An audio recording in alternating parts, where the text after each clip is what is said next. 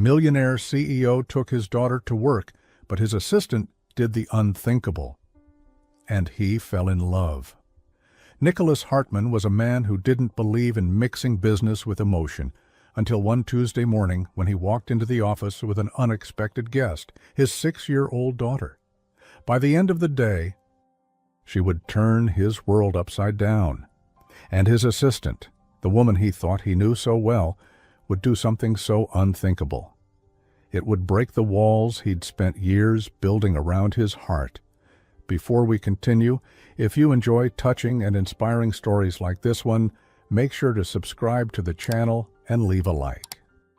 Now, let's get back to the story. Nicholas Hartman had never been late for a meeting in his life, but that Tuesday morning, the doors to Hartman Enterprises' glass tower opened at 8:42 a.m., and he stepped inside, carrying a small, chattering whirlwind in a floral dress. Employees stopped what they were doing. Conversations froze. Nicholas Hartman, the man known for walking into the office like a storm front, was holding a tiny pink backpack in one hand and the small hand of his 6-year-old daughter in the other. "Daddy, look, your building has shiny floors." Rosie's voice rang out like a bell in the marble lobby. Her pink ballet flats made soft tapping sounds as she twirled, completely oblivious to the stairs. Nicholas's jaw tightened. "Rosie, remember what I said about using your inside voice?" His tone was low, controlled, the same one that made board members rethink their arguments. Rosie, however, simply grinned. "I am using my inside voice. My outside voice is much louder." Nicholas didn't reply. Instead, he headed straight to the private elevator, his long strides forcing Rosie to skip every other step just to keep up. Behind him, whispers filled the air. Hartman never brought personal matters into work, ever. And now here he was, with a child. Up on the 42nd floor, Maya Ellison was already organizing his desk when she heard the elevator chime. She glanced at the clock. 8:44. Her boss was late. That alone was unusual. But when the elevator doors opened, her heart skipped a beat. Rosie's bright eyes scanned the room until they landed on her. Hi, are you Daddy's friend?" Maya blinked, momentarily caught off guard. I work with your daddy," she said, kneeling so she could be at the little girl's level. "And you must be Rosie." Rosie nodded vigorously.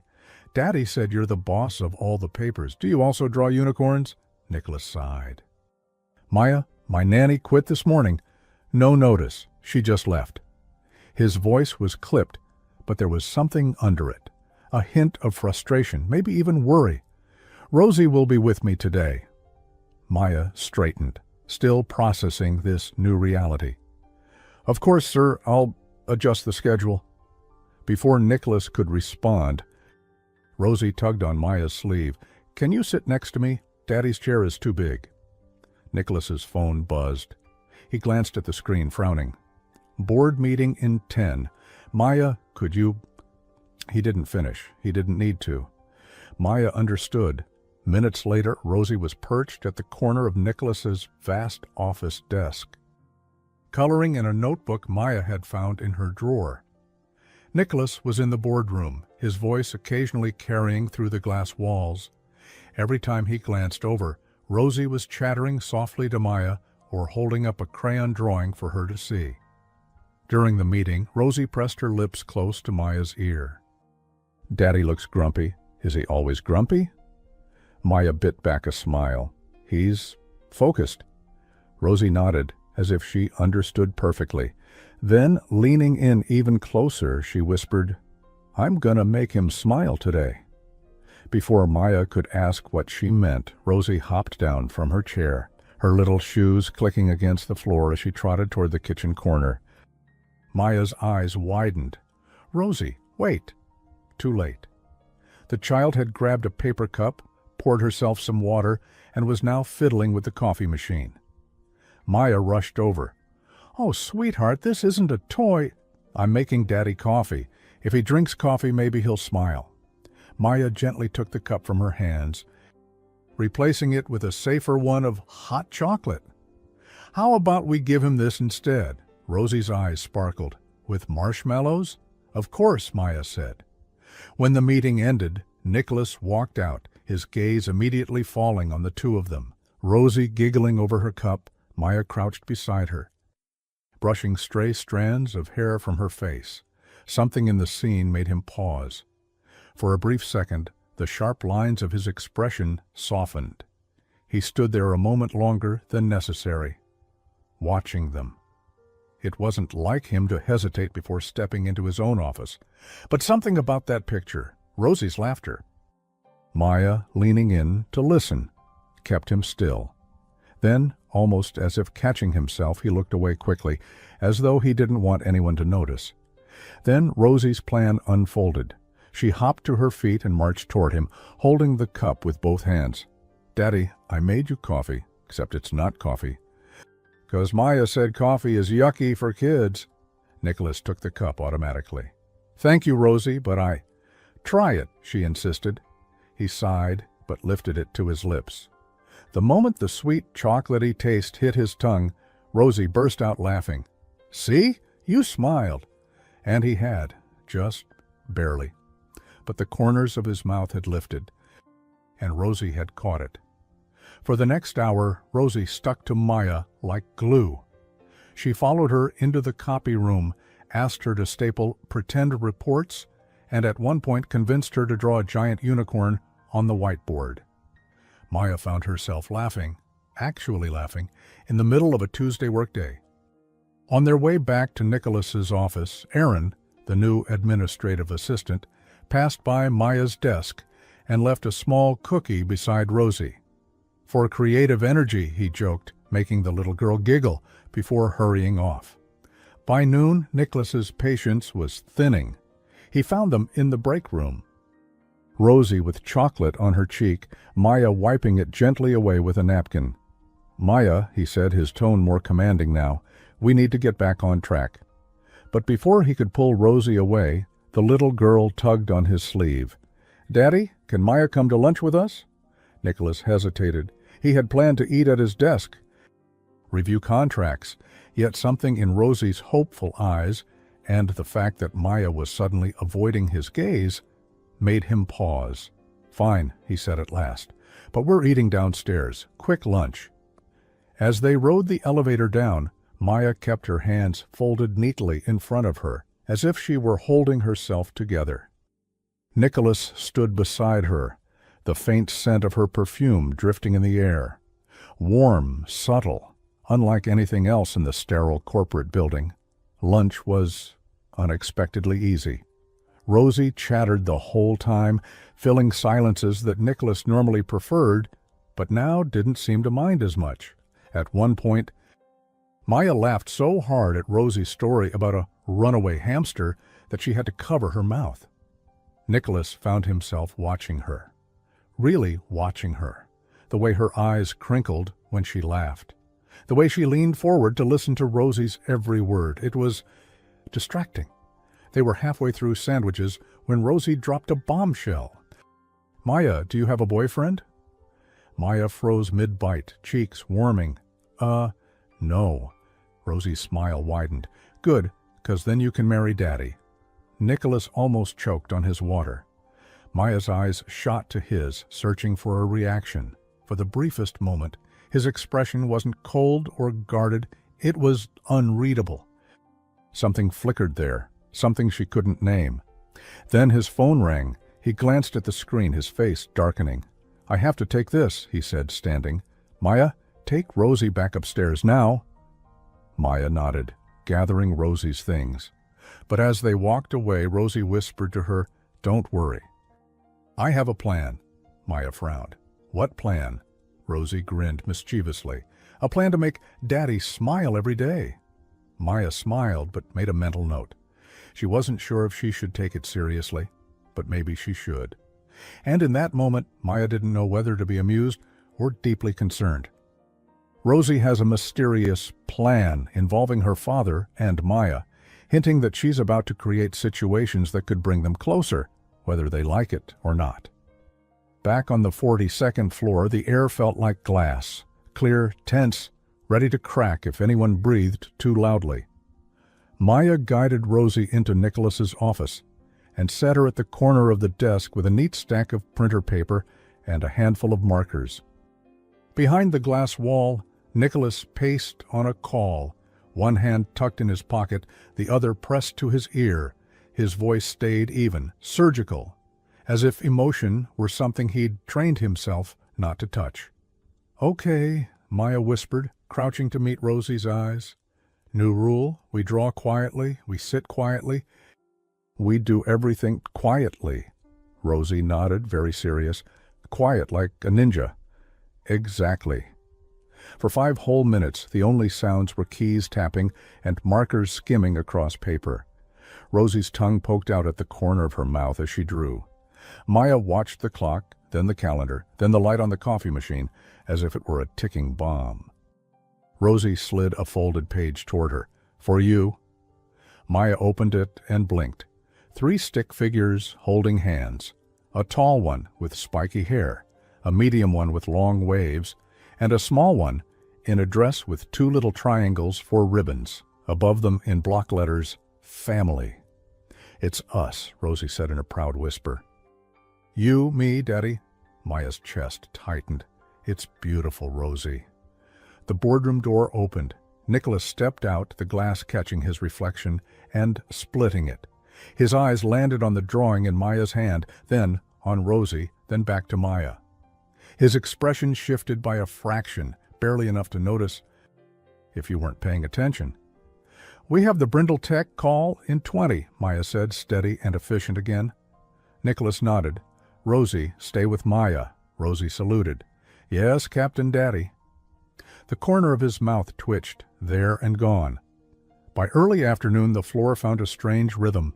Maya moved like she always did, except now she had a 6-year-old shadow who wanted to organize everything by rainbow order. The first incident broke the calm at exactly 1:12 p.m. One of the analysts peered in, holding a printout. Maya, did you mean to send this to every machine on the floor?" He flipped it around. "A lopsided unicorn." Big bubble letters, "Smile." Maya's stomach dropped. She turned. Rosie stood by the nearest printer with her hands clasped behind her back, rocking on her heels. "It was going to be a surprise," Rosie said, very pleased, "so nobody forgets." They did a swift sweep down the aisle, around the corner, past glassed-in offices, collecting as many unicorns as they could before they reached someone who might not find it funny. People peered over their monitors and tried not to grin. A coder stuck his thumb up. A paralegal mouthed, "Cute." The strictest floor in the building was almost charmed. They returned to Nicholas's door just as he walked out. He took in the tower of papers in Rosie's arms and the guilt on Maya's face. "What is all this?" he asked. "It was my fault," Maya said quickly. "I left my computer unlocked." She pressed print. Nicholas's eyes cooled. Then he looked at Rosie. Pink ribbons, flushed cheeks, and the edges softened. "We don't print improvements to every machine." Rosie lifted the top sheet. Hopeful. "Can we keep one?" Silence stretched for a heartbeat. Then Nicholas pointed to the wall by the window. "One." Straight. Rosie beamed.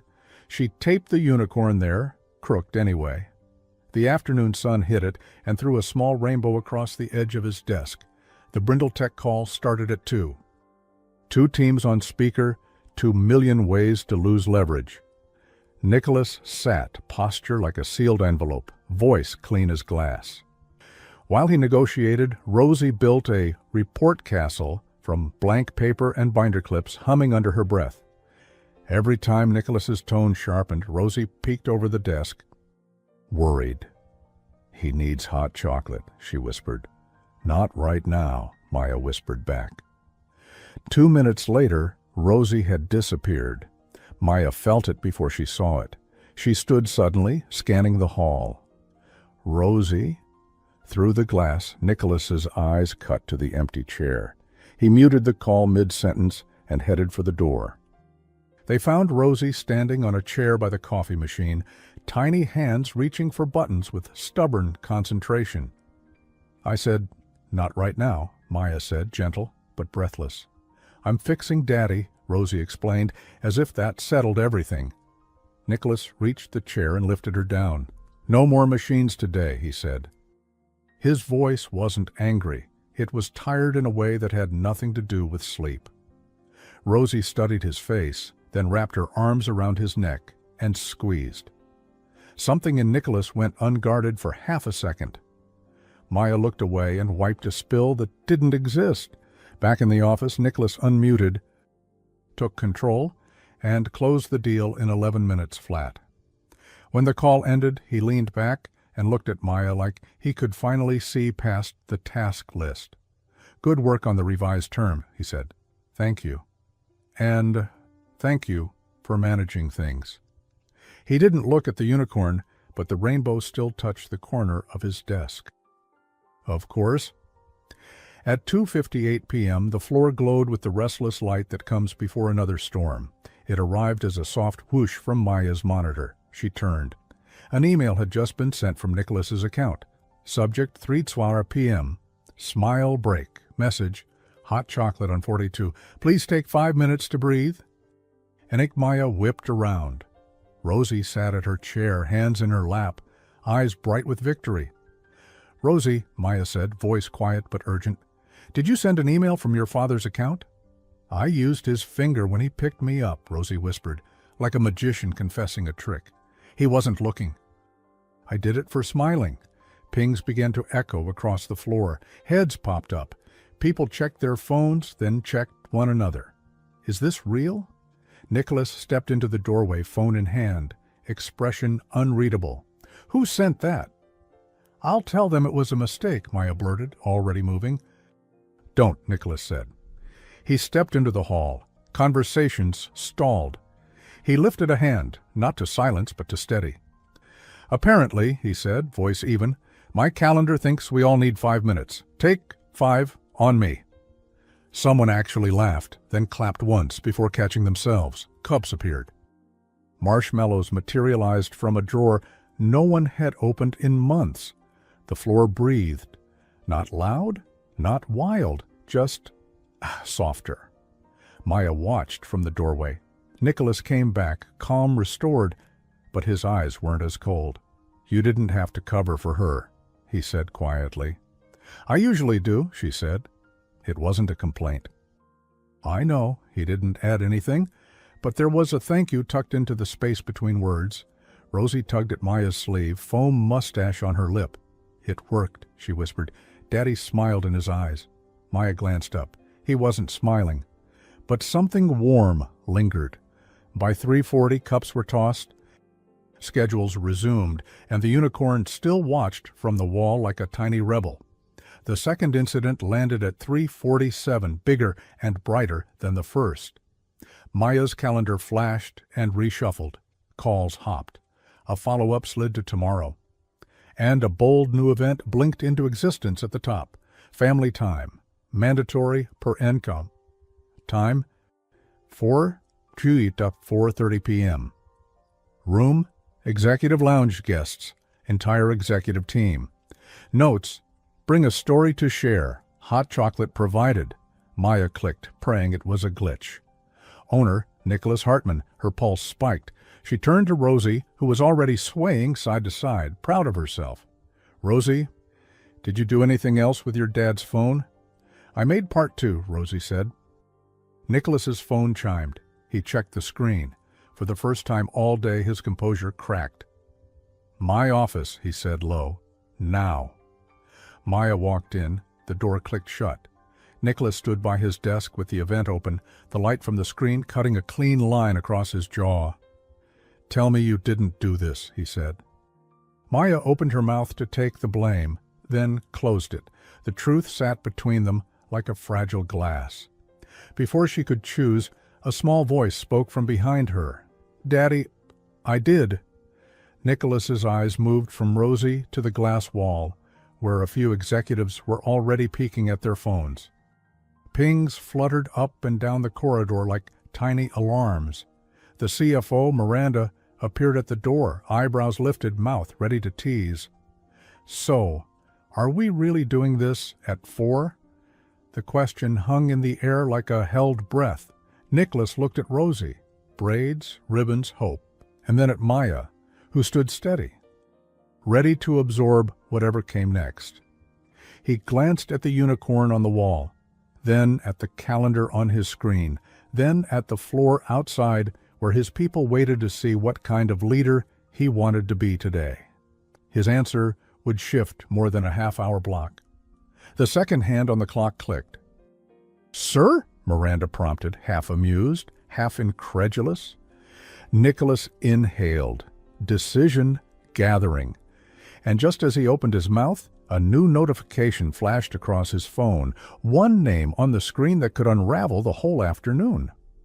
Nicholas stared at the name flashing on his phone. For a moment, it was as if everything in the room froze. The quiet hum of the air conditioner, the muffled sounds from the hallway, even Rosie's small shifting on her feet. Maya couldn't see the name, but she could see Nicholas's reaction. It was subtle, but she'd worked for him long enough to recognize it. The way his shoulders stiffened. The way he inhaled through his nose, slow and controlled.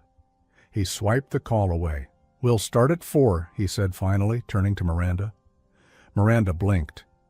"We're actually doing the family time thing?" Nicholas's eyes cut to Rosie, who was beaming like she'd just won a prize. "We're doing it," he said. Voice flat, leaving no room for argument. Miranda gave a little shrug. "Well, this should be interesting," she muttered, before disappearing. The news spread quickly. Half the executives were intrigued. The other half looked like they'd just been told to attend a mandatory karaoke session. By 3:59, the executive lounge had been transformed from its usual cold, minimalist space into something warmer, though Maya suspected that was less the decor and more Rosie's presence. She was busy arranging marshmallows in little bowls, humming a tune Maya didn't recognize. Nicholas arrived exactly on time. No tie, jacket still off. He stood at the front, hands in his pockets, scanning the room like he was about to launch into a quarterly earnings report. "This wasn't my idea," he began, "but maybe that's the point." Rosie's eyes shone as she bounced on the balls of her feet. "Apparently," Nicholas continued, "we're going to spend 30 minutes not talking about numbers or contracts or market projections. We're going to share a story." A few people chuckled awkwardly. No one moved. Maya felt the awkwardness threaten to choke the air, so she stepped forward. "I'll start," she said, her voice steady but warm. She told a short, light-hearted story about her first job, how she'd accidentally sent a birthday cake to the wrong department and ended up eating it with a group of strangers. By the time she finished, there were genuine smiles in the room. One by one, others followed. Funny travel mishaps. Embarrassing teenage moments, even Miranda's tale of accidentally dyeing her hair green before a major presentation. The tension eased. Laughter bubbled up, unforced. While everyone laughed, Maya noticed Miranda lingering near the back. She wasn't laughing now, just watching. For a brief second, her eyes moved from Nicholas to Maya with something that felt calculated. Nicholas didn't tell a story, but Maya caught him listening, really listening, to each person. His gaze softened every time Rosie giggled. When the 30 minutes were up, people lingered. Some stayed for more hot chocolate. A few even thanked Rosie directly. Maya saw something in Nicholas's expression then, something he tried to hide, but not quite fast enough. As the crowd thinned, Nicholas crouched to Rosie's level. "You did well," he said quietly. Rosie's grin widened. "You smiled, twice." He didn't deny it. Back in his office, Nicholas's phone buzzed again, with the same name from earlier. This time, he didn't ignore it. He excused himself and stepped out, closing the door behind him. Maya occupied Rosie with another drawing, but she couldn't help glancing at the glass wall. Nicholas's back was to them, his voice low and tight. At one point, he pinched the bridge of his nose. Rosie noticed, too. "Who's he talking to?" "I don't know," Maya said gently. "It's probably work." Rosie frowned. "It's not work." He gets that face when it's not work. Maya didn't ask how she knew. Nicholas returned 10 minutes later, his expression unreadable. "Maya, I need you to clear my schedule tomorrow afternoon," he said. "For what?" she asked. "Personal matter?" His tone was clipped, making it clear there'd be no further explanation. She nodded, jotting it down, but her mind was already trying to piece together what could shake him enough to agree to an impromptu family time one moment and then retreat so sharply the next. At 5:30 the office began to empty. Nicholas had an after-hours meeting, so Maya offered to walk Rosie downstairs to wait for him. The lobby was quieter now, the setting sun casting long shadows across the marble floor. They sat on a bench near the window. Rosie swung her legs, looking pensive. "Maya?" she said suddenly. "Yes? Do you think my daddy's lonely?" The question landed heavy in the space between them. "Why do you ask?" Rosie shrugged, but her voice was small. "He's always working. He never brings anyone home, except me." Maya hesitated. "I think your daddy works a lot because he wants to make sure you're taken care of. That doesn't mean he doesn't feel lonely sometimes." Rosie looked up at her. Looked up. "Maybe you could fix that." Maya's throat tightened. She started to reply, but Nicholas appeared, striding toward them. Rosie hopped up and ran to him. The ride down in the elevator was quiet. At the ground floor, Nicholas paused before they stepped out. "Maya, thank you for today." She gave a small smile. "Just doing my job." His gaze held hers for a second longer than necessary. "Not everything you did today was your job." Before she could respond, he walked ahead, Rosie in tow. That night, Maya couldn't shake the image of him crouching to tell Rosie she'd done well, or the rare, unguarded look in his eyes when he'd watched the team laugh. She also couldn't shake the question Rosie had asked in the lobby. She told herself she'd keep things professional, like always. But she had a feeling tomorrow wouldn't make that easy. The next morning, Maya arrived early, as usual. At 8:15, Nicholas walked in alone. No Rosie this time. He looked more guarded than he had yesterday, like the walls had gone back up overnight. "Your calendar's clear after 2, Maya confirmed. "Good," he said. Then, almost as an afterthought, "Rosie's staying with a friend today." The morning passed in a blur of calls and paperwork. It wasn't until 1:45 that Nicholas finally picked up his coat. "I'll be gone the rest of the afternoon. I'll call if I need anything." Maya nodded. "Of course." He left without saying where he was going. Hours later, Nicholas returned just before 5. His expression was unreadable, but his eyes... there was something there. Something unsettled. "Maya," he said, stopping at her desk. "Cancel tomorrow's morning meeting with Reynolds." She noted it, then glanced up.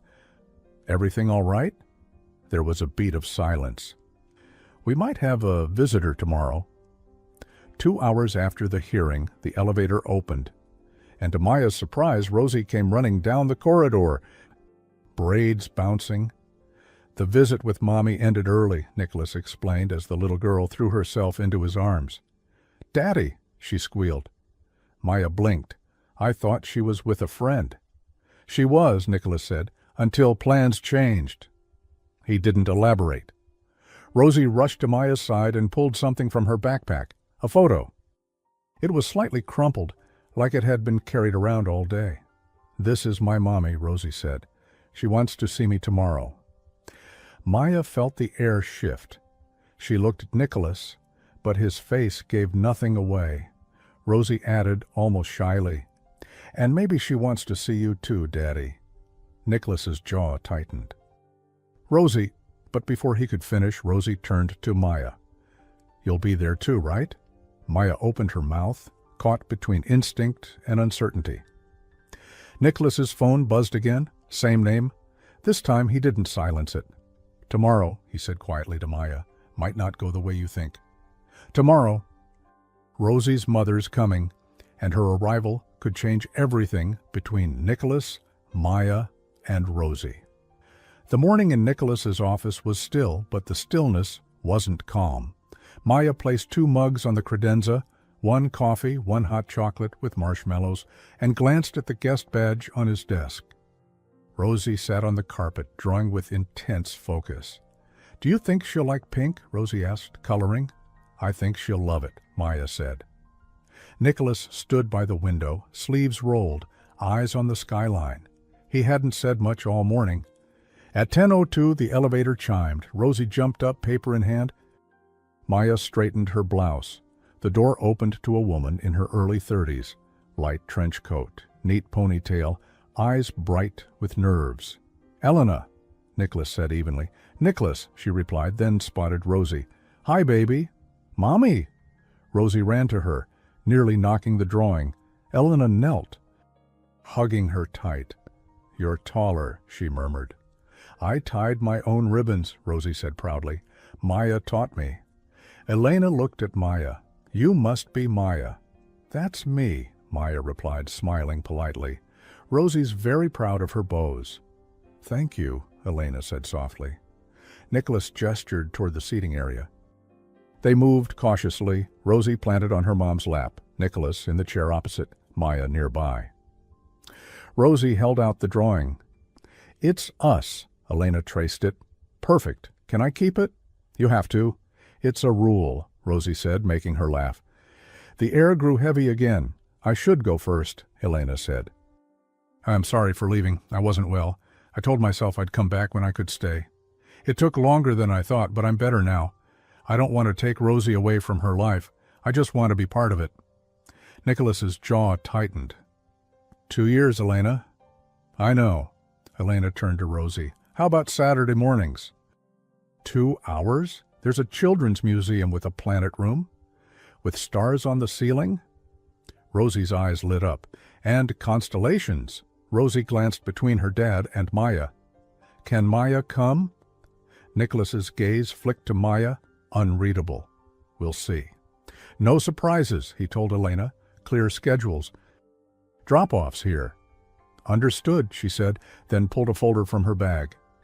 "I wrote Rosie letters over the past year. I'd like her to have them, if that's okay." Nicholas nodded once. Elena handed them to Maya. "Would you keep these safe for her?" "I will," Maya said.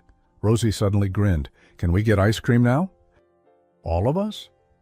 Nicholas hesitated, but Maya offered, "Downstairs cafe is quiet now. They have sprinkles." Elena smiled faintly. "An hour?" Nicholas glanced at his phone, the same name that had called yesterday, but silenced it. An hour. The four of them took the private elevator. At the cafe, Rosie picked strawberry with more sprinkles than gravity allows, and sat between her parents. Maya took the end seat, watching Rosie's hand alternate between her mom's wrist and her dad's sleeve. Elena caught a drip before it fell. "You still eat like you're racing," she teased. "So does he," Rosie said, pointing at Nicholas, who coughed to hide a smile. Maya asked Elena about the planet room. Elena described the domed ceiling and soft music. Rosie decided she wanted to learn Orion because it sounds like a dragon. She wandered a few steps away to grab more crayons from her backpack. Nicholas watched her go, then spoke quietly to Maya. "She's been through more than a child her age should have." There was something in his voice Maya hadn't heard before, a vulnerability she didn't expect. For a moment, it almost felt simple. Then a man in a blazer noticed them, looked twice, and walked on. Elena's posture shifted. Nicholas murmured, "Let's limit public places for now." She agreed.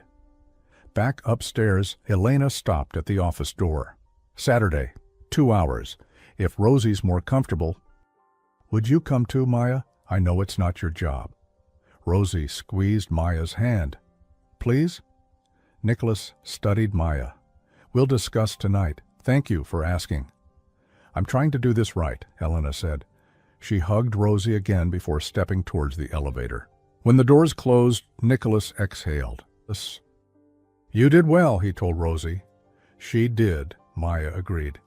"Are we happy now?" Rosie asked. "We're starting," Maya said gently. Nicholas's phone buzzed. He glanced at the screen, and his expression changed. Maya took the phone. Court moved up your status hearing to 6 p.m. today. Opposing counsel requests custody update. Today? Maya asked. Nicholas nodded. Rosie touched his arm. Do we have to go to court? You don't, he said. I do.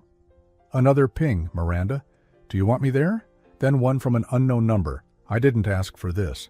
Can we talk before you go? Elena. The elevator chimed. Elena stepped back into the office. Cheeks flushed. I just got the same notice. Nicholas, I didn't file this. My lawyer did.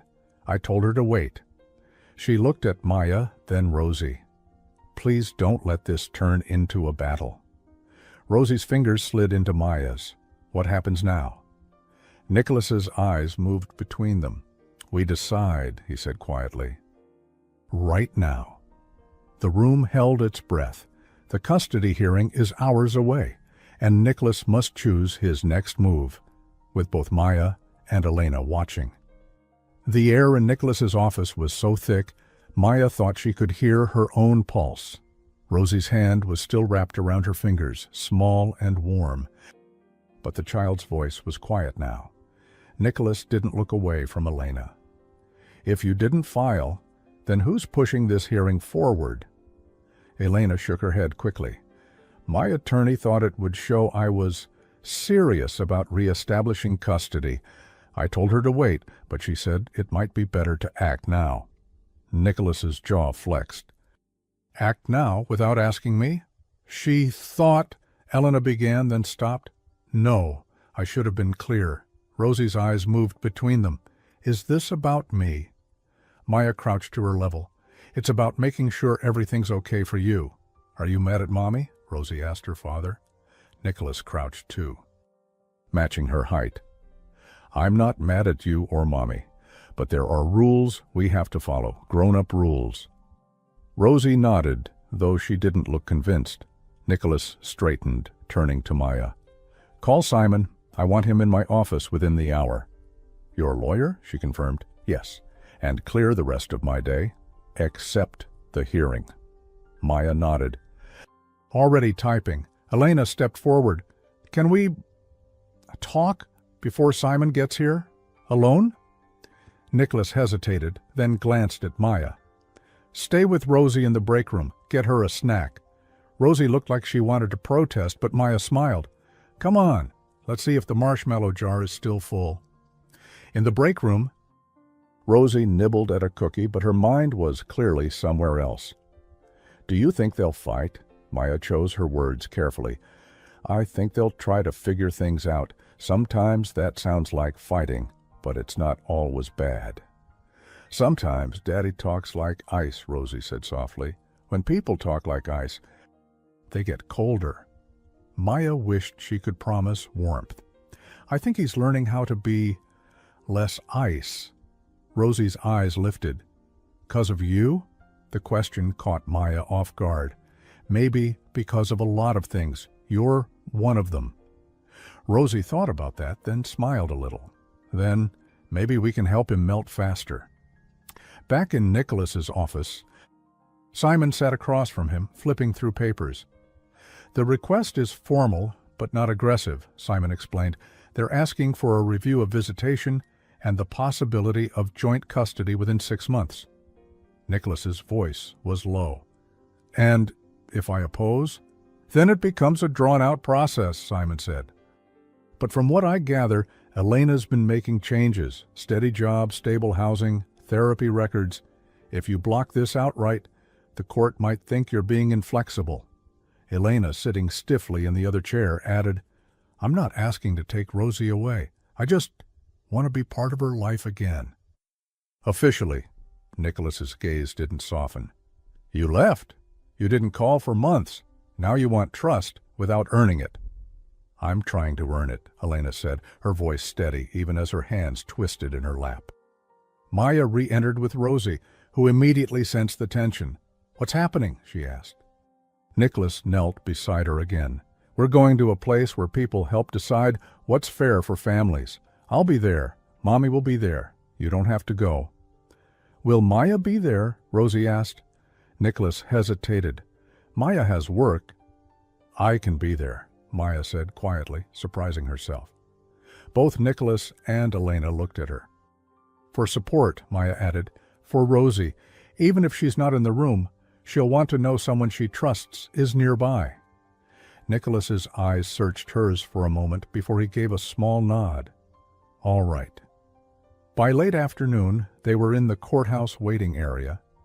Rosie stayed with Maya in the small cafe across the street, sipping hot chocolate, while Nicholas and Elena went inside with their attorneys.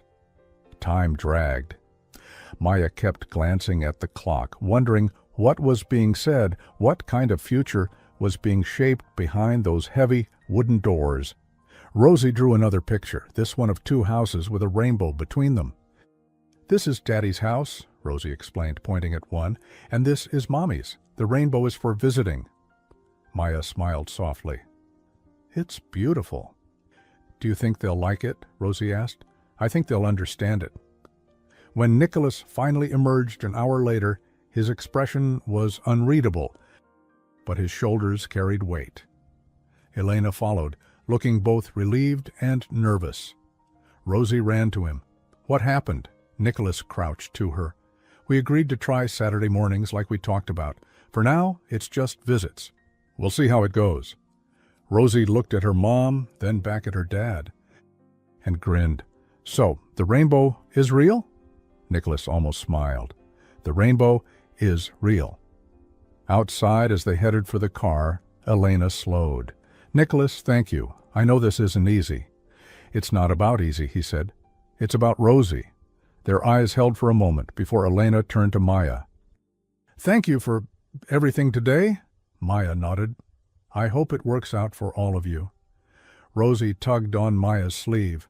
It will, 'cause we have a plan. Maya smiled faintly. Another plan? Rosie nodded with certainty. This one's even better. Nicholas looked between them, suspicious but too tired to ask. Back in the car, Rosie fell asleep almost instantly in her booster seat, clutching the rainbow drawing. Nicholas drove in silence for several minutes before speaking. You didn't have to be there today. I know, Maya said. I wanted to be. He glanced at her briefly, something unreadable in his eyes. Rosie's right. You make things different. Maya didn't respond, unsure what to do with the warmth in those words. When they pulled up to his building, Nicholas turned off the engine, but didn't get out right away. There's going to be a lot of changes in the next few weeks. I'll need you to adjust. I can do that, Maya said. His eyes lingered on hers a moment longer before he nodded. Good. As they entered the lobby, the doorman handed Nicholas a sealed envelope. This just arrived for you, sir. No return address. Nicholas opened it on the elevator. Inside was a single photo. Nicholas, Maya, and Rosie at the park, taken from a distance. Rosie was laughing, Nicholas leaning toward her, Maya holding a juice cup. On the back, in small, neat handwriting, "You can't keep your family from being seen." Nicholas's jaw tightened. Maya felt a chill run through her. He slipped the photo back into the envelope and met her eyes. "Don't say anything to Rosie," he said quietly. Maya nodded, but her stomach knotted. This wasn't part of any custody hearing. This was something else. The elevator doors opened, and Rosie stirred, still holding her rainbow. She yawned, unaware of the shadow that had just entered their day. Who sent the photo? And what do they want with Rosie? Nicholas slipped the envelope into his jacket pocket as they stepped out of the elevator. His expression had turned to stone again, the kind that made even the most confident executives choose their words carefully. Rosie blinked sleepily, unaware of the shift in the air. "Can I watch a cartoon before dinner?" "Yes," Nicholas said without looking at her. "Ask Maya to put it on." Maya hesitated. "I can do that." While Rosie curled up on the sofa, Maya followed Nicholas into his study and closed the door. "That photo—" "Not now," he said sharply, pacing toward the window. "She was at a playground in that picture. That means whoever took it was close enough to—" "I know what it means." His voice was low, controlled, but the tension in it made her stop mid-sentence.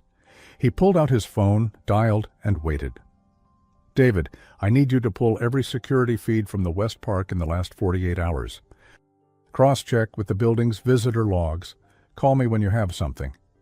Maya folded her arms. "Are you going to tell Elena?" Nicholas paused, jaw tight. "Not yet. She's Rosie's mother." "And she's also just been given visitation rights," Nicholas interrupted. "If she thinks Rosie's in danger, she'll panic. That could jeopardize everything." Maya wanted to argue, but the weight in his voice made her swallow the words. The rest of the evening, Nicholas acted as though nothing had happened. He sat beside Rosie during her cartoon, answered a few work emails, even asked her about the planet room she'd be visiting Saturday. But Maya could see the calculation in his eyes, every movement of Rosie's, every sound outside the window. When Rosie was finally asleep, Maya gathered her things. "Do you want me to check in tomorrow about the park footage?" "Yes," Nicholas said, still at his desk. "And Maya," he looked up, "don't mention this to anyone." "Not Elena, not Miranda, no one. Until I know what I'm dealing with." She nodded, though unease twisted in her chest. The next morning, the office felt almost normal, except Nicholas was already there when Maya arrived, which rarely happened. A man in a black suit was in his office, laying out photographs and printed maps on the desk. Nicholas waved Maya in. "This is David. He's a friend." David's handshake was firm, his eyes scanning her as if measuring what she knew. "We found the angle the photo was taken from," he said, pointing to a spot on a park map. "No visible cameras in direct range, but 2 within 30 meters. "And?" Nicholas asked. David slid a still image across the desk, grainy but clear enough to see a figure in a dark hoodie holding a phone. The person's face was turned away, but something about the posture, shoulders hunched, weight forward, made Maya's stomach twist. "Could be anyone," David said. "But here's the strange part. This same figure shows up in building security footage from 3 days ago. In the lobby. Didn't sign in. Left within 5 minutes. Nicholas's eyes hardened. "Find them." By mid-morning, Maya tried to focus on the usual tasks, emails, scheduling, documents, but her mind kept circling back to the photo. She found herself glancing toward the street every few minutes, scanning for hoodies. Rosie arrived just before lunch with Elena for her first short visit to the office since the hearing. Maya noticed Nicholas watching the lobby cameras as they came in. Rosie burst into the office with a new drawing. "It's Orion," she announced. "Mommy showed me the stars on her phone last night." "That's great." "Sweetheart," Nicholas said, but his eyes flicked past her to the window. Maya caught Elena studying him. "Is something wrong?" Elena asked. "No," Nicholas said too quickly. After lunch, Maya walked Rosie to the break room for a snack, while Nicholas and Elena spoke in low voices. Rosie leaned against the counter, sipping juice. "Maya, are you coming on Saturday?" she asked suddenly. "If you want me to." "I do. You make things feel normal." Rosie hesitated. "Sometimes Daddy gets really quiet when he's scared, but I think you can hear it." Maya's hand stilled on the countertop. "Why do you think he's scared?" "'Cause he watches the windows a lot," Rosie said simply. "He only does that when he's worried." Back in the office, David returned with a flash drive. Nicholas plugged it in, scanning through clips. The hooded figure appeared again, this time in the corner of the park, standing still for almost 10 minutes, facing the playground. Maya's breath caught. "That's deliberate." "Which means it's not random," Nicholas said. Elena, who'd walked in mid-clip, froze. "What is that?" Nicholas shut the laptop. "Nothing you need to worry about." Elena stepped closer, eyes sharp. "Don't you dare shut me out if Rosie's in danger." "She's not," Nicholas began, but stopped when Rosie came bounding in. "Can we go to the cafe again?" she asked, oblivious to the tension. Maya forced a smile. "Maybe later." When Elena left with Rosie at the end of the visit, Nicholas stood at the window, watching until they disappeared from view. "David will follow them," he said without turning. Maya's stomach tightened. Do you think they'll try something today? I don't know, but I'm not taking chances. That night, Maya was home when her phone buzzed. A text from an unknown number. You care about her. That makes you part of this now. Attached was another photo, taken that afternoon in the break room. Maya was holding a cup of coffee, Nicholas was visible through the glass in the background, and Rosie was at a table coloring. Whoever sent it had captured them all in one frame. She called Nicholas immediately. I just got a photo of me with Rosie from inside the office. Silence, then. Forward it to me. And lock your door. What is going on? She demanded. I'll explain when I get there. 20 minutes later, Nicholas was at her apartment, David right behind him. He set the photo on her table. This wasn't from our cameras, he said, which means someone had a device in the building or access to someone who works there. Maya's pulse pounded. So it's not just watching Rosie, it's watching all of us? Nicholas's gaze met hers, sharp and unwavering. Until we know who this is, you don't go anywhere alone with Rosie. And you tell me everything, every strange text, every face you don't recognize. Maya nodded slowly. And if they contact me again? You tell me before you breathe, Nicholas said. As he left, Maya caught the briefest flicker in his eyes, not fear exactly, but something dangerously close to it. She realized then that whatever walls Nicholas had, this threat was forcing him to pull her inside them, whether either of them was ready or not. When the door closed, Maya stared at the photo again. Rosie's smile was wide, but now it looked like a target. The stalker has infiltrated the office. Someone inside might be helping them. The next morning, Hartman Enterprises felt different. Not the kind of difference you could name, but one you could feel. The way people's eyes lingered a second too long, the way conversations seemed to cut off when you walked by. Nicholas arrived earlier than usual. Maya was already at her desk, reviewing the day's schedule, but her mind kept drifting to the text she'd received last night. She had hardly slept. He stopped beside her. You didn't get anything else? No, Maya said. Just that photo. Good. His voice was clipped. David's in the building. He'll be watching the feeds. If anything happens, you call him before me. She frowned. Why before you? Because if I'm in the middle of a meeting with the wrong person, I don't want to tip them off. It took a second for his meaning to sink in. You think it's someone here? I think it's possible, Nicholas said, and I think they're watching us to see what we know. At 10, Rosie arrived with Elena for her second scheduled visit. Maya noticed Nicholas's gaze go to the security camera monitor before greeting them. Rosie bounded toward Maya. I made a planet mobile for my room. Mommy helped me glue the stars. That sounds amazing, Maya said, kneeling to her. You'll have to show me sometime. Nicholas excused himself to take a call, leaving Maya and Elena with Rosie. Elena seemed calmer today, but her eyes kept scanning the office. Has something happened? She asked under her breath. Maya hesitated. Why do you ask? Because Nicholas is watching the doors like they might disappear, Elena replied. Maya's mind flashed to the hooded figure, the photos, the text. He's just being cautious. By midday, David had discreetly installed a new set of microcameras in the hallways leading to Nicholas's office. Maya caught a glimpse of him reviewing the feeds in the conference room, his expression unreadable. Then, just after lunch, something strange happened.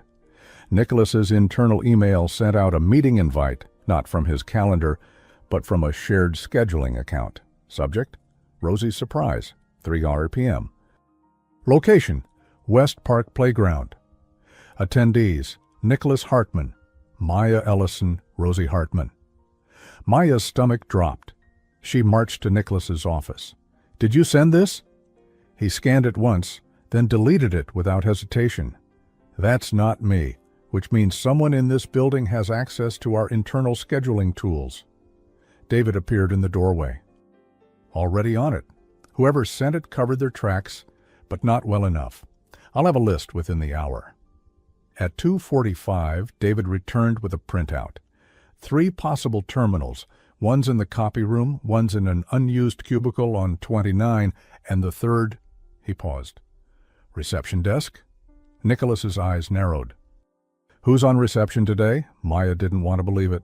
Emily. She's been here 2 years. She bakes cookies for Rosie. David's look was flat. People with access don't always look dangerous. Nicholas stood. I'll talk to her. They found Emily at the front desk, smiling as she answered a call. When she saw Nicholas, she straightened immediately. Emily, Nicholas said, who had access to your station this morning? No one, she said, confused. Why? David placed the printout on the counter. This came from your terminal. Her face paled. I swear I didn't— Wait. She glanced toward the lobby doors. The delivery guy. He dropped a package for 28, said the label was smudged and needed me to sign. I stepped away for maybe a minute to check. Describe him, David said. Emily hesitated. Tall, hoodie under a jacket. I thought he was just cold.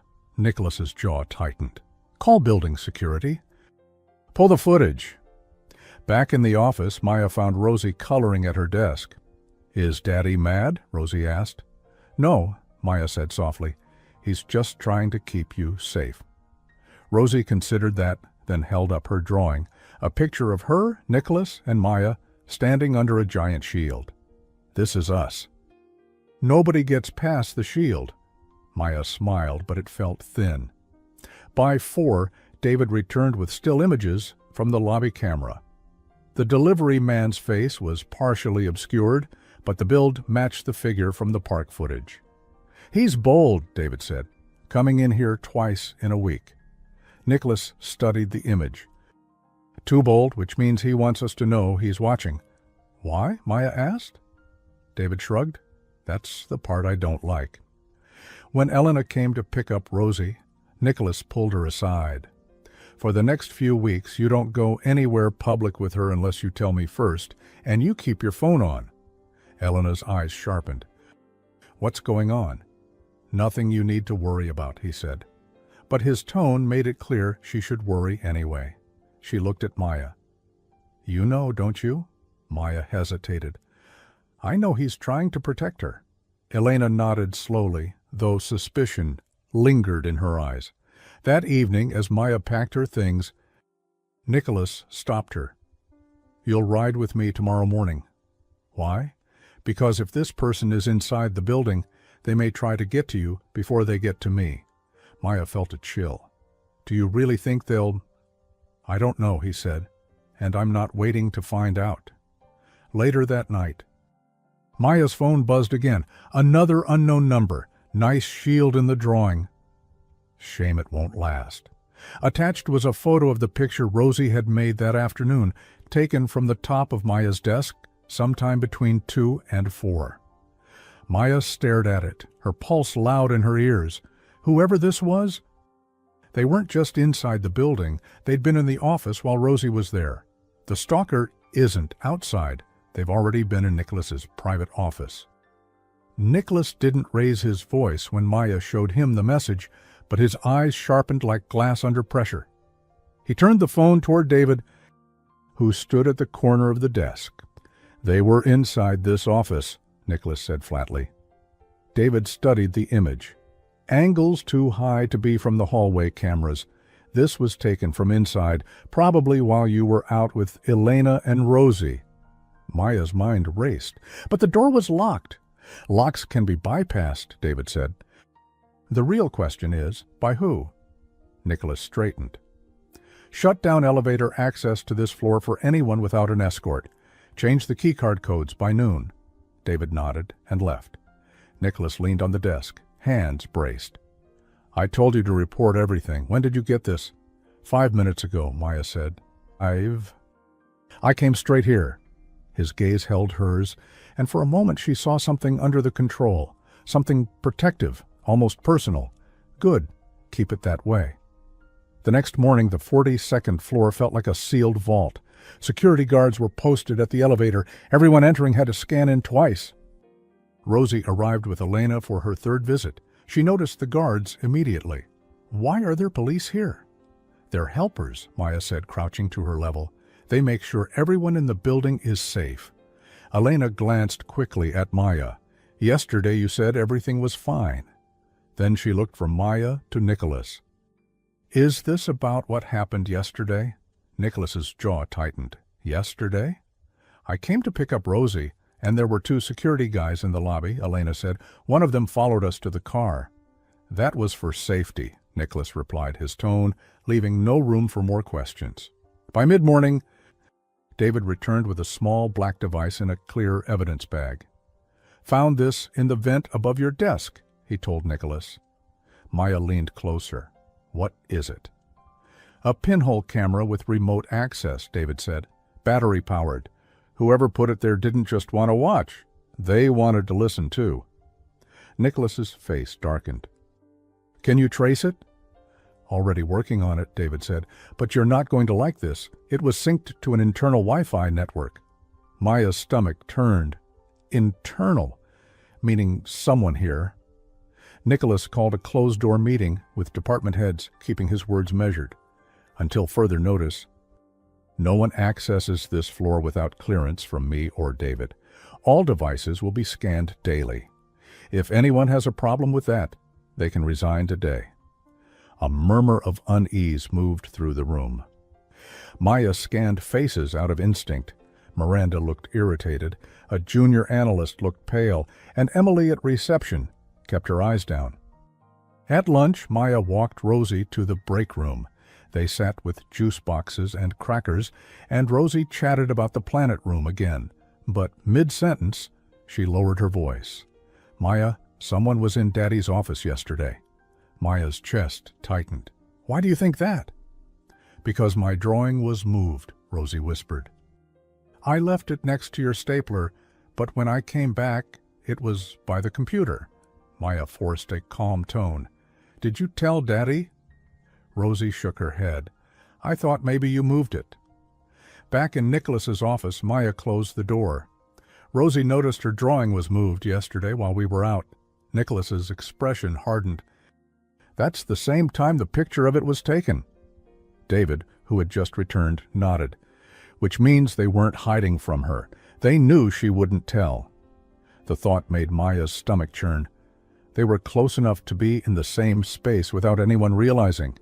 He looked at her, the weight in his eyes making the room feel smaller. That won't happen again. By 3, David had a lead. The signal from that pinhole camera was bouncing through multiple devices to mask its origin, but one of those devices is assigned to someone here, someone in your executive admin team. Maya blinked. That's my team. Nicholas's eyes narrowed. Names. David slid a paper across the desk. Maya scanned the list, her heart sinking when she saw it. Aaron Wells. Aaron had been with the company just under a year. He was quiet, polite, the kind of person who remembered birthdays and brought in coffee for everyone on Fridays. He has no reason to, Maya began. Nicholas cut her off. He has access. That's reason enough. David and 2 security guards brought Aaron in less than 20 minutes later. He looked confused, almost amused. What's going on? Aaron asked. Nicholas stayed seated, his tone calm but cold. Tell me why your device was used to connect to an illegal camera in my office. Aaron blinked. What? Wait, my tablet's been glitching all week. I left it on my desk Monday when I went to lunch. Maybe someone... Nicholas's voice cut like steel. Names. Who was near your desk? Aaron hesitated. Emily. She asked if she could borrow a charger. Maya's pulse jumped. David left immediately to find Emily. She was gone, her reception post empty, her personal items cleared out. Building security confirmed she'd left 10 minutes earlier, taking the elevator to the parking garage. Nicholas stood, locked the garage exits. By the time they reached the cameras, Emily's car was already gone. David swore under his breath. She knew we were coming. Maya felt cold all over. She's been here 2 years. She's been here 2 years. She's been around the family dozens of times. Nicholas's eyes were unreadable, but the muscle in his jaw kept ticking. And now she's gone. which means she's either the stalker or working for them. Rosie peeked in just then, holding a paper star she'd cut out. "Maya, can we finish the mobile?" Maya forced a smile. "In a minute, sweetie." Nicholas crouched to her. "Rosie, until I say otherwise, you stay where I can see you. Understand?" Rosie nodded slowly, sensing the seriousness. That night, Maya couldn't shake the image of Emily's easy smile behind the reception desk, and the fact that for weeks she'd had a perfect view of everyone who came and went, including Rosie. She was still thinking about it when her phone buzzed. A blocked number. "Almost crossed paths with you today. Next time, you won't even notice I was there." Attached was a photo of Rosie's Planet Mobile in progress, taken from the hallway, showing the mobile hanging above the table with Maya's coffee beside it. Emily might be gone, but the stalker is still close enough to touch Rosie without anyone noticing. Saturday morning, the air in Nicholas's penthouse felt heavier than usual, like the city outside was holding its breath. Rosie was in her room humming to herself, tying pink ribbons into her braids for the museum visit with Elena. Nicholas stood in the kitchen with Maya and David, going over the plan one last time. "We'll keep it simple," Nicholas said. "Elena thinks it's a normal visit. Rosie doesn't know anything. But the moment they leave, we follow." Maya frowned. "You're using them as bait." Nicholas's jaw tightened. "I'm protecting them. If this person's been watching, they'll think today is their chance. We'll make it a trap." David laid out 2 photos, the hooded figure from the park and Emily's grainy car footage. "If she's working with someone, they'll have to show themselves to make a move. We'll be ready." Maya crossed her arms. "And if it's not Emily?" "Then we'll know," Nicholas said. At 10 a.m., Elena arrived, cheerful but slightly guarded. "Ready for the planet room, Rosie?" "Ready?" Rosie grabbed her small pink backpack, complete with the unicorn keychain, and bounced toward the door. Nicholas crouched to her. "Stay with Mommy, don't wander off." "I know," Rosie said. "Maya's coming too, right?" Maya forced a smile. "I'll meet you there." Nicholas's eyes flicked to Maya, confirmation of their silent agreement. 15 minutes after they left, Nicholas, Maya, and David were in an unmarked SUV half a block behind Elena's car. David had a tablet showing live feeds from the GPS tracker they'd discreetly attached to her bumper. Traffic was light. Elena drove toward the Children's Museum without stopping, but 2 blocks before, a silver sedan pulled in behind her, matching every turn. "That's our shadow," David said. Maya leaned forward. "Can you see the driver?" "Tinted windows," David replied, "but the plate matches a vehicle parked in the West Park lot 2 weeks ago." Nicholas's voice was low, controlled. "Stay close." When Elena parked in the museum's underground garage, the silver sedan rolled in too, settling 3 rows away. The driver didn't get out. Nicholas tapped his earpiece. "David, take the east exit. Maya, you're with me." They split up, circling the car. Maya's pulse hammered in her ears. The driver sat still, hands on the wheel, head down. Nicholas signaled for David to move in. Just as they reached the sedan, the driver started the engine and gunned it toward the ramp. David lunged, but the car swerved, clipping a pillar before disappearing into daylight. "Plates on camera," David said into his mic. "We'll trace it." Inside the museum, Rosie was pointing excitedly at the star projector in the planet room. Elena knelt beside her, unaware of the chase that had just unfolded. Maya approached, forcing her heartbeat to slow. "How's Orion?" she asked Rosie. "He's huge," Rosie said. "He has a belt and a sword. I'm making Daddy a drawing so he can see too." Nicholas arrived a minute later, his suit jacket gone. Shirt sleeves rolled. He gave Elena a brief nod. "We'll escort you home after this?" Elena's brow furrowed. "Why? What happened?" "Nothing you need to explain to her right now," Nicholas said, glancing at Rosie. After the visit, they left the museum in 2 cars, Elena's in front, Nicholas's SUV following close behind. Halfway home, David's phone buzzed. "It's registered to a shell company," David said of the sedan. Guess who the listed office manager is? Emily, Maya said immediately. David nodded. And that's not all. She booked a one-way ticket out of the country for Tuesday. Destination, Lisbon. Nicholas's hands tightened on the wheel. She won't make that flight. Back at Nicholas's building, they guided Rosie upstairs, while Elena went to get her bag from the car. When the elevator doors closed, Maya turned to Nicholas. If Emily's desperate enough to run, she's desperate enough to do something reckless first. He nodded. Which is why we're ending this before Tuesday. David leaned forward. I can have 2 of my guys posing as maintenance tomorrow. If she tries to come near the building again, we'll know. That evening, Maya sat in Nicholas's office going through the day's security footage when something caught her eye. A manila envelope slipped under the door just after midnight the night before. The angle didn't catch the person's face, only their shoes. Black sneakers with a distinctive red stripe. She remembered seeing those sneakers yesterday on Aaron, the junior admin. Maya's pulse quickened. She took the still image to Nicholas. You need to see this. He studied it for a long moment. Get David. Aaron was brought into the office 20 minutes later looking nervous. What's going on? Nicholas placed the still on the desk. Those yours? Aaron glanced at the shoes in the picture, then down at his own feet. Yeah, but what? Nicholas pressed. Aaron swallowed. Emily asked me to drop it off. Said it was documents for you. I didn't know what was inside. What was inside? Maya asked. Aaron looked between them. I didn't open it. I swear.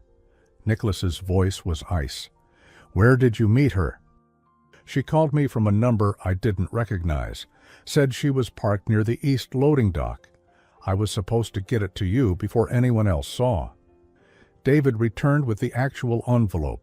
They'd found it still sealed in Nicholas's desk drawer from where someone had placed it early that morning. Spent. Nicholas admitted he'd found it when he arrived and left it there, assuming it was just overdue paperwork. Inside was a single USB drive. Nicholas held it up. If this is what I think it is, Emily's trying to send a message. Maya's stomach knotted. Or a threat. Nicholas looked at David. Scan it. Isolate it from the network. I want to know what's on it by midnight. David nodded and left. Aaron was escorted out with a warning not to leave the city. As the door closed, Maya exhaled. You think Emily's acting alone? No, Nicholas said. And when we open that drive, we'll know who she's working for. He glanced toward Rosie's room, where soft humming could be heard. And then, he added quietly, we end this. Just before midnight, David called. You'll want to see this yourself. On the USB were dozens of images, Nicholas, Maya, and Rosie, in various places over the past month. Most were from a distance, but one stopped Maya cold. A shot of Rosie's bedroom window taken at night, curtains partly open, lights off inside.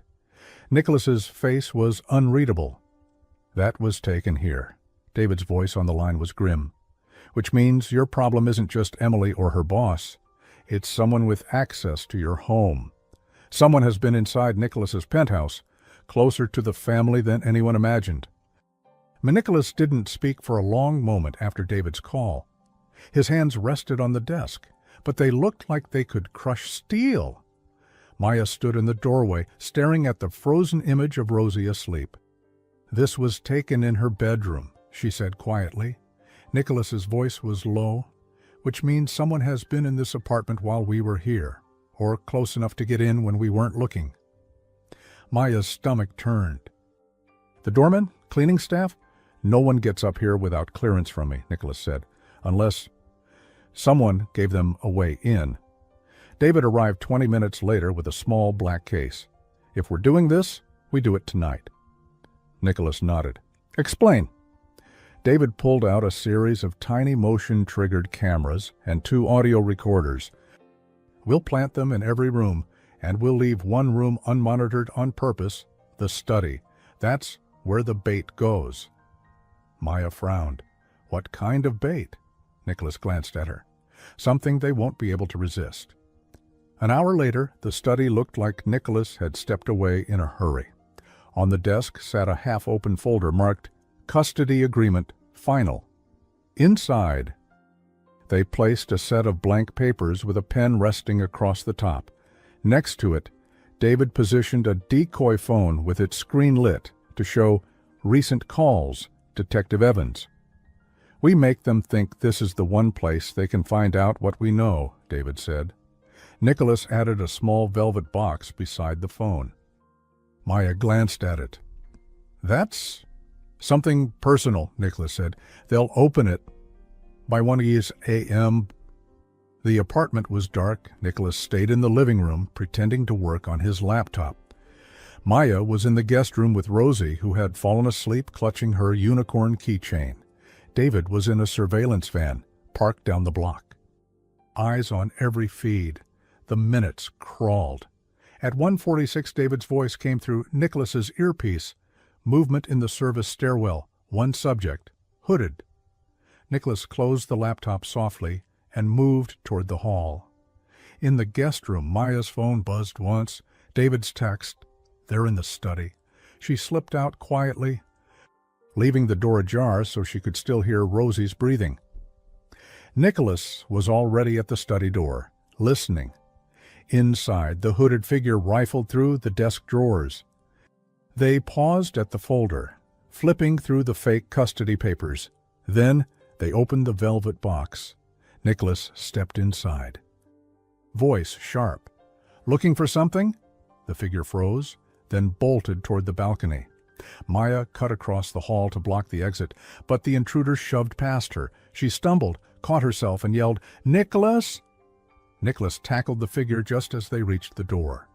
The hood came off in the struggle, and, for a second, everything stopped. It wasn't Emily. It was one of the building's night security guards. David burst in seconds later, gun drawn. "Got it covered!" He cuffed the guard while Nicholas yanked him to his feet. "Who sent you?" Nicholas demanded. The guard's lip curled. "You already know." "Emily?" Maya asked. He shook his head slowly, eyes glinting with something almost smug. "She works for someone bigger, someone who doesn't like you having control." His gaze slid to Maya. "And they don't like her being here either." Nicholas's grip tightened. "Names?" The guard just smiled. "Ask your lawyer." They hauled him out. David promising to get answers before morning. Nicholas shut the door and turned to Maya. "Are you hurt?" "I'm fine," she said, though her heart was still pounding. "But Nicholas, he was in here, in the same apartment where Rosie sleeps." His eyes darkened, which means they crossed the line. In the morning, Rosie padded into the kitchen in her socks, rubbing her eyes. "Why were you up so late?" Nicholas hesitated. "Just work, sweetheart." Maya forced a smile. "Everything's fine now." But she could feel it. Nothing about this was fine. The guard's words echoed in her head. "Ask your lawyer." At 8 a.m., David called. "You're going to want to hear this in person. It's not just Emily. It's not just the guard. This is coming from someone who's been close to you for years." Nicholas's voice was steady, but his eyes found Maya's.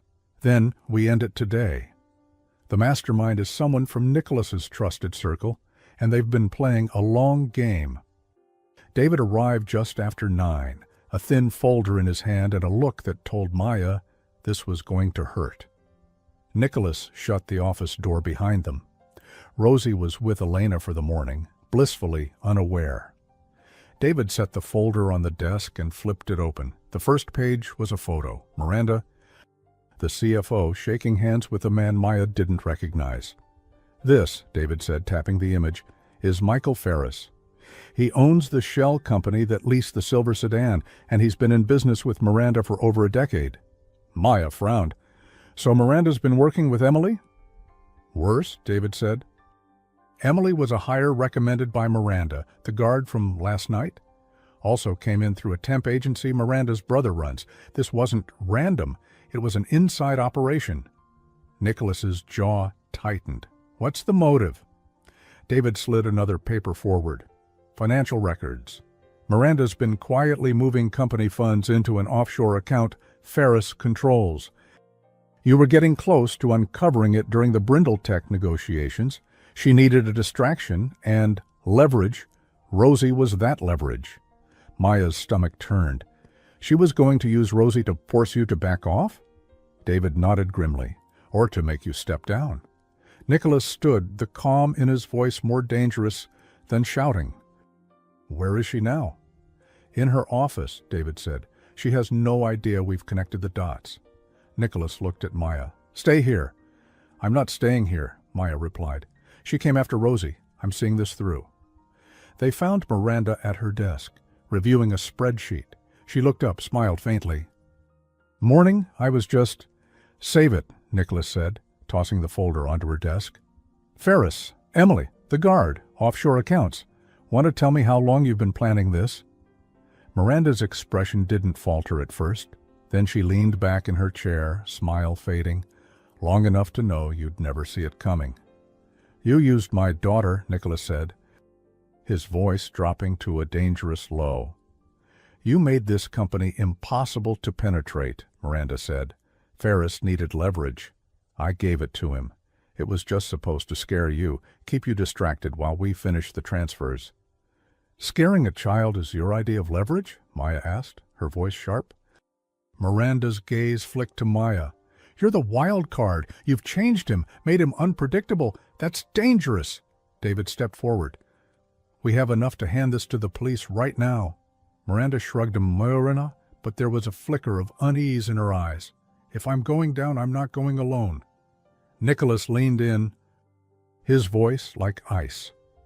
You already are. Within minutes, building security escorted her out, David's team ensuring she couldn't touch another file or account. Back in his office, Nicholas sank into his chair. It's over, he said, though his tone carried the weight of everything it had cost. Maya sat opposite him. Rosie can't know any of this, not now. She won't, Nicholas promised. But one day, she'll know we kept her safe. Maya hesitated, then added softly, and she'll know you changed. Nicholas's eyes lifted to hers. Because of you.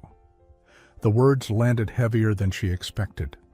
That afternoon, Rosie came running into the office, waving a drawing. Look, it's Orion with a rainbow shield. The shield is forever now. Nicholas picked her up, holding her close. That's right. Forever. Maya smiled at them, the knot in her chest loosening. That evening, as Maya prepared to leave, Nicholas walked her to the elevator.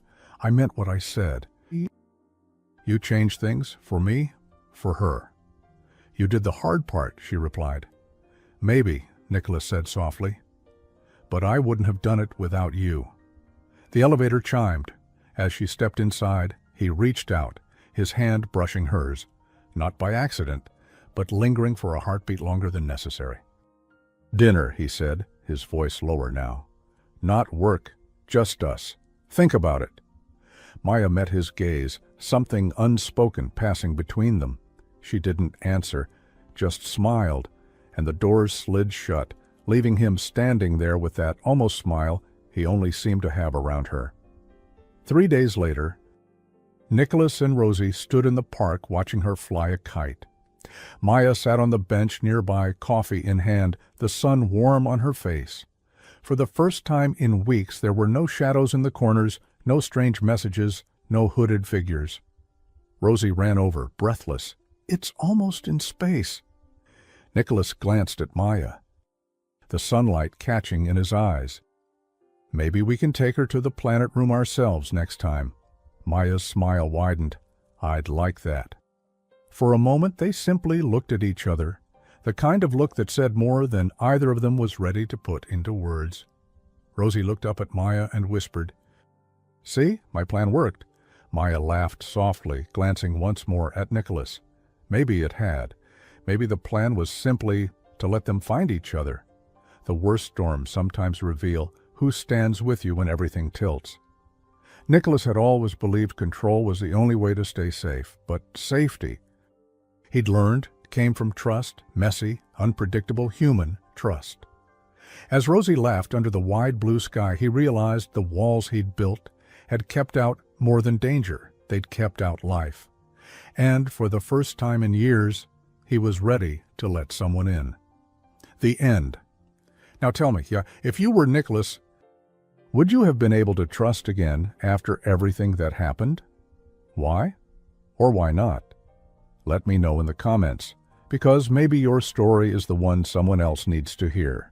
And if this story touched your heart in any way, leave a like, subscribe for more stories like this, and rate this story from 0 to 10 in the comments. I'd love to know how it made you feel. You matter, your voice matters, and your presence here means more than you know.